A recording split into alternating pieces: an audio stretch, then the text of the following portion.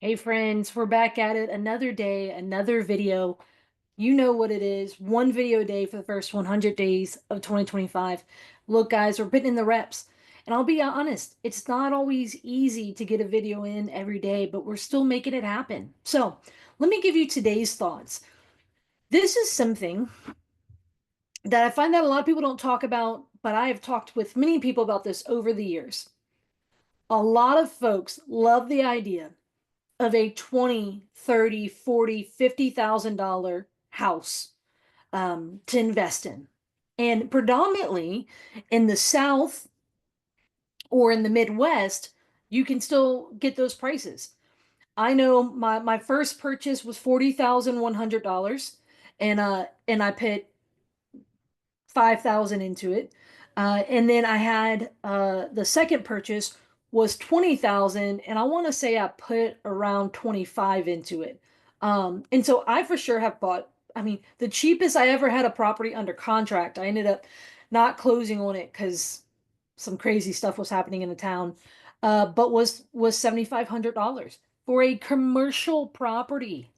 Now, with that being said, that town where that $7,500 commercial property, I'm talking four walls and a roof and windows and doors, right? The issue was, I remember the first time that town, and I'm not really trying to focus on that town, so it's not going to be the point of me not, bringing up that town's name, but it's the idea the first time I ever got a phone call was some investors who were in trouble because they were from Idaho, Iowa, something like that. And they had saw there was an online auction and they could buy houses for $7,500. They ended up winning two bids at 7,500 for two different properties. And so they got all excited. They won these properties for so cheap, like 7,500. I got the budget for that, right? And so then they flew down here to Louisiana. They get a rental car, they go to that town, and they start to see why they're priced that way.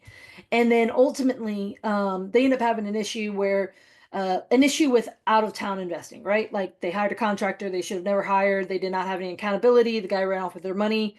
Different story. But they were just so excited. But then now they're trying to, to sell this property, right? And I remember they bought a mobile home on some land for 7,500, and they bought a fixer-upper duplex um, for 7,500. And so some of you guys may be like licking your lips saying like, man, I wish I could find, where's that, Courtney? Where can I get that deal? Here is the lesson that those deals and plenty others have taught me is you want to be very careful to chase, not just chase cheap properties because that's what you can afford based on your current skill sets. Because I've seen people go broke chasing cheap properties. Let me explain. So you've got, let's just say it's the duplex, right? 7,500. They ended up putting, I think they put 25 into it for repairs.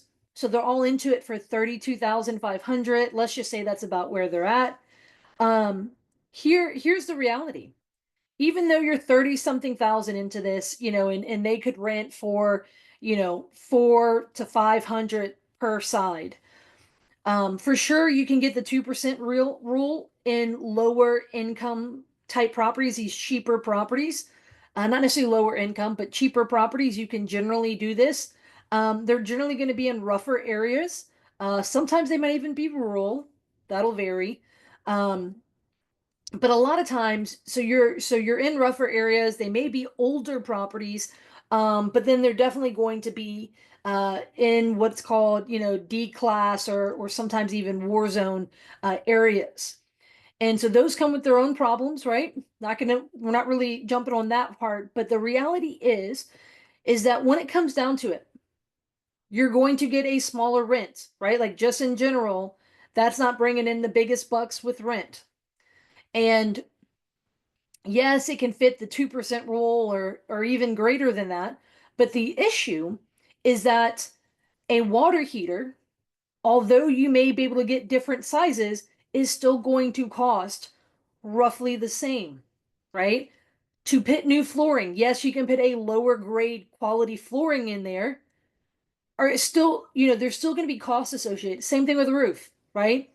There's a level there that there's still going to be costs associated with that. And so because you are getting less rent, most of the time, my theory is that what you get is you either have to fix them up and it's, you work a while until you get your cash back, or you're hoping that the area might appreciate and grow in value.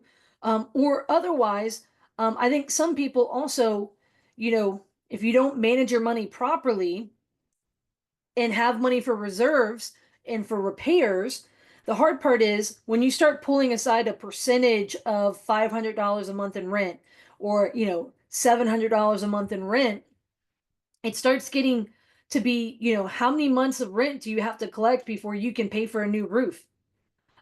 Before you can pay for a new water heater, before you can pay to, do the, redo the flooring, or whatever, an appliance goes out, whatever that may be, the AC goes out, whatever. And maybe you say, Courtney, I don't do the same quality, renovations on these, right? Instead of central air and heat, I do window units, or instead of doing, LVP, I do vinyl. I understand some of that, but at the same time, my concern is that folks go broke chasing, cheaper properties, and it's harder to really operate that business model, just because you're only bringing in, basically your margins are so thin, right? You still have insurance, you still have taxes, but basically you're capping your income. Now, I'm not saying go get properties, on the other extreme, go get properties that rent for 10 grand a month. You want to be mindful, right? But my concern is that, there is a level that some people only chase the cheap deals, solely because that's where their skill sets are at, basically budget wise, to be able to buy properties, but they don't fully think through the negative side effects, right? We're not even going to talk about what some of those neighborhoods are like. We're not even going to talk about, for example, renting on government housing programs, or various things like that. It's more so from a strictly, you only get X amount of income, right? So limited rent income. And then on the other side of that is your repairs are still going to be X amount, no matter what.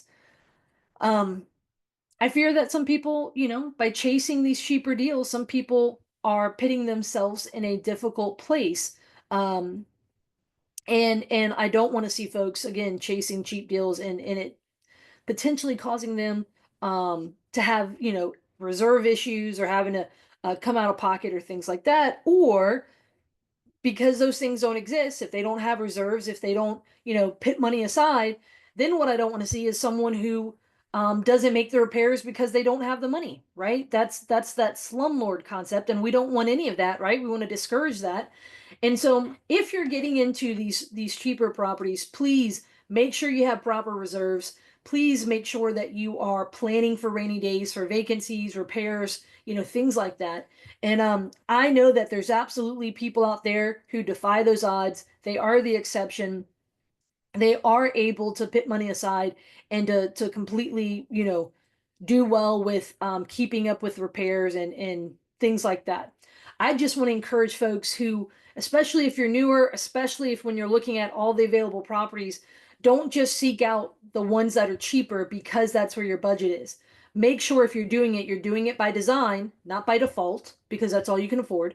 And then you're planning again for your reserves, and you're making plans very specifically, for that rental grade. All right, that's my thoughts for today. Let me know. Let me know. Is that a crazy theory? Again, I know that there's people who are the exception that are doing well with that, class of rental properties. But my overall theory is that is something that is an issue. Is that folks, again, they just kind of go there by default. So let me know your thoughts on that. See you guys tomorrow for the next video. Until then, see ya.